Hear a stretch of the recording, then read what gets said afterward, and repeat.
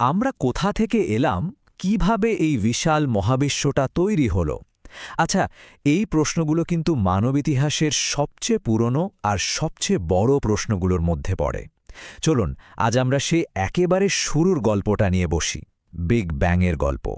হ্যাঁ, আর এই ধারণাটা ভাবলে কিন্তু বেশ শান্ত লাগে, তাই না? যে একটা স্থির শান্ত মহাবিশ্ব, যার কোনো শুরু নেই, শেষও নেই, অনন্তকাল ধরে একই রকম আছে। একটা অদ্ভুত শান্তি আছে এই ভাবনাটায়। কিন্তু বিজ্ঞান আমাদের একটা সম্পূর্ণ অন্যরকম, আরও রোমাঞ্চকর একটা গল্প শোনায়। ঠিক তাই, 20 শতকে এসে দুটো যুগান্তকারী আবিষ্কার এই শান্ত স্থির মহাবিশ্বের ধারণাটাকে একদম নাড়িয়ে দেয়। প্রথমটা হলো বিজ্ঞানী এডউইন হাবেলের পর্যবেক্ষণ। উনি দেখলেন যে দূরের গ্যালাক্সিগুলো মোটেও এক জায়গায় স্থির নেই, বরং সবগুলোই একে অপরের থেকে প্রচণ্ড গতিতে দূরে সরে যাচ্ছে। আর দ্বিতীয় আবিষ্কারটা তো আরও অদ্ভুত। বিজ্ঞানীরা মহাকাশের সব দিকে একটা ক্ষীণ রহস্যময় সংকেত খুঁজে পেলেন, যেন মহাবিশ্বের জন্মের সময়ের একটা আবছা প্রতিধ্বনি। এই দুটো সূত্রই কিন্তু পরিষ্কারভাবে একটা দিকেই আঙুল তুলছিল, এই মহাবিশ্বের একটা শুরু ছিল। তো চলুন এই মহাজাগতিক গোয়েন্দা গল্পের গভীরে ডুব দেওয়া যাক। দেখি কিভাবে এই সূত্রগুলো ধরে বিজ্ঞানীরা বিগ ব্যাং তত্ত্ব পর্যন্ত পৌঁছালেন। আচ্ছা, প্রথমেই সবচেয়ে বড় ভুল ধারণাটা একটু পরিষ্কার করে নেওয়া যাক। বিগ ব্যাং শুনলেই আমাদের মাথায় একটা বোমার মতো বিস্ফোরণের ছবি ভেসে ওঠে, তাই না? কিন্তু ব্যাপারটা মোটেও তেমন নয়। এটা আসলে মহাকাশের ভেতরে কোনো বিস্ফোরণ ছিল না। একদম। একটা বেলুনের কথা ভাবুন, যার গায়ে অনেকগুলো ডট দেওয়া আছে। বেলুনটা যখন ফোলানো হয় তখন কি হয়? প্রত্যেকটা ডট কিন্তু অন্য সব ডট থেকে দূরে সরে যেতে থাকে। কারণ তাদের মাঝখানে জায়গাটাই, মানে বেলুনের পৃষ্ঠটাই তো বাড়ছে। বিগ ব্যাং ছিল ঠিক এমনই একটা ঘটনা। কোনো নির্দিষ্ট বিন্দুতে বিস্ফোরণ নয়, বরং পুরো মহাকাশটাই একযোগে সব দিক থেকে প্রসারিত হতে শুরু করেছিল। এবার চলুন আমরা একটু টাইম ট্রাভেল করে মহাবিশ্বের একেবারে প্রথম মুহূর্তগুলোতে ফিরে যাই।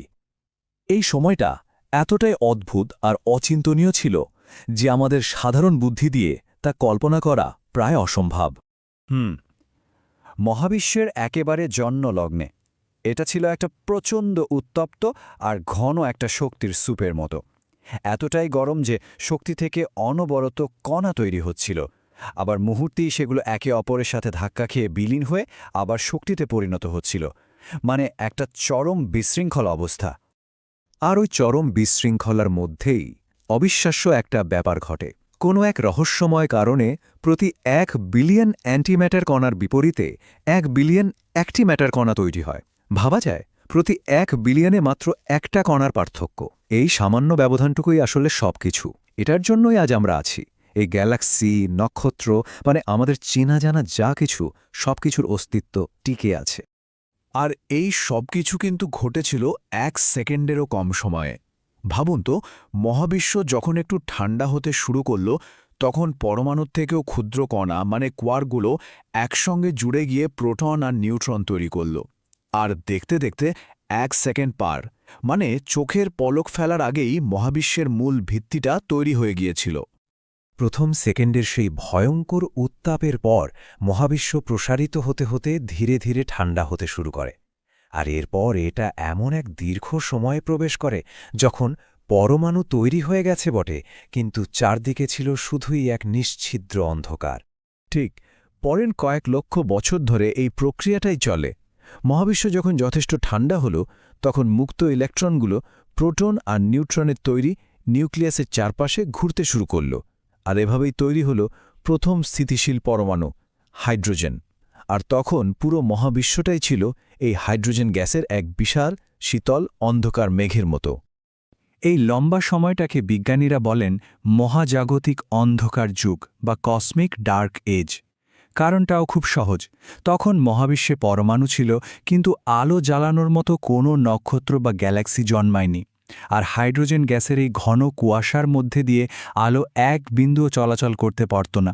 তাই চারিদিকে ছিল শুধুই জমাট বাঁধা অন্ধকার আর নিস্তব্ধতা। লক্ষ লক্ষ বছরের এই অন্ধকারের পর অবশেষে মঞ্চে আসে এক নতুন শক্তি, যা এই নীরবতা ভাঙবে এবং মহাবিশ্বকে প্রথমবারের মতো আলোকিত করবে। আর সেই ধীর কিন্তু অদম্য শক্তিটা হল মহাকর্ষ বা গ্র্যাভিটি। হ্যাঁ, এই দীর্ঘ সময় ধরে মহাকর্ষ খুব নীরবে কিন্তু নিশ্চিতভাবে তার কাজ করে যাচ্ছিল।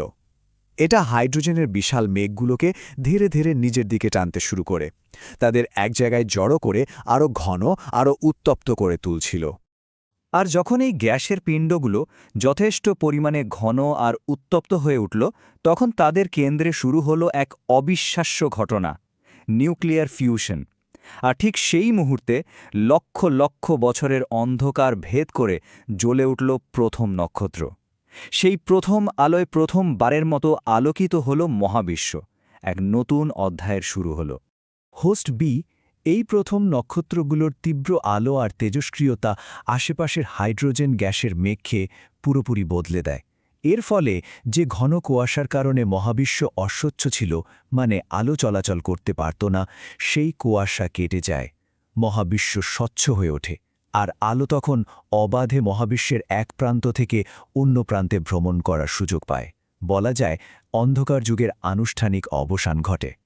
আমরা অনেক দূর এগিয়ে এসেছি, নক্ষত্রের জন্ম থেকে শুরু করে আলোকিত মহাবিশ্ব পর্যন্ত।